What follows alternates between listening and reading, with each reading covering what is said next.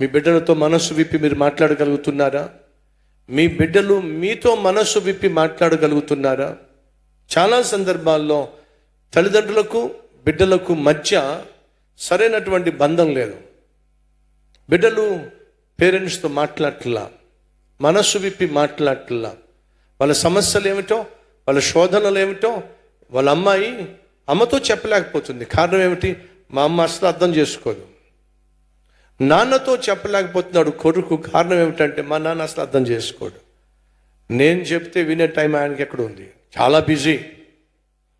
తండ్రులు బిజీ అయిపోతున్నారు, తల్లులు బిజీ అయిపోతున్నారు. దేమే చెప్పండి? డొక్కులో సెల్ ఫోన్ మీద.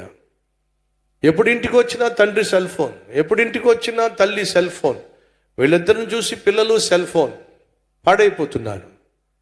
తల్లిలో మీ పిల్లలకు ఒక మంచి స్నేహితురాలు కావాలి. తండ్రిలో మీ బిడ్డలకు నువ్వు ఒక మంచి స్నేహితుడు కావాలి. తండ్రివే కానీ నువ్వు ఒక బెస్ట్ ఫ్రెండ్ కావాలి. తల్లివే కానీ నువ్వు ఒక బెస్ట్ ఫ్రెండ్ కావాలి. నీ బిడ్డలు మనసు విప్పి తమ హృదయంలో ఉన్నది ఏదైనా సరే మీతో చెప్పుకోగలిగినటువంటి యాక్సెసిబిలిటీ ఉండాలి. అడుగుతున్నా, మీ బిడ్డలకు మాదిరికరమైన తల్లిగా, మాదిరికరమైన తండ్రిగా, ప్రేమను ఆప్యాయతను పంచిపెట్టిన తల్లిగా, తండ్రిగా, వారితో సమయం గడిపేటటువంటి పేరెంట్స్గా మీరు ఉన్నారా? ఒకసారి ఆలోచించండి. ఒకవేళ ఈ సంవత్సరంలో పిల్లలతో సమయం గడపవలసినంతగా గడపకుండా,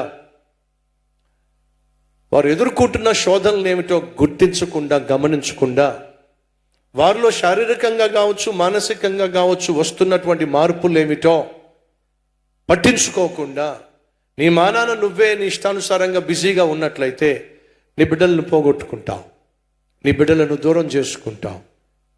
కాబట్టి తల్లి తండ్రి మొదటిగా నీ బిడ్డల చుట్టూ ప్రార్థన కంచి వేసుకోవాల్సిన బాధ్యత నీ మీద ఉంది. సో ఇంటిలో నువ్వు ఒక తల్లివి, తండ్రివి. ఇంటిలో నువ్వు ఒక భార్యవు, భర్తవు, తమ్ముళ్ళు, చెల్లెళ్ళో. ఇంటిలో నువ్వు ఒక కొడుకువి, కూతురువి. ఈ విషయాన్ని మర్చిపోకండి. పైన ఉంది 6వ అధ్యాయం 1వ వచనం, పిల్లలారా ప్రభువునందు మీ తల్లిదండ్రులకు విధేయులై ఉండుడి. మాట వినండి. అమ్మ నాన్న మాట వినండి. అమ్మ కానీ నాన్న కానీ వద్దురా అన్నారు అనుకోండి, వద్దు అంటే వద్దు.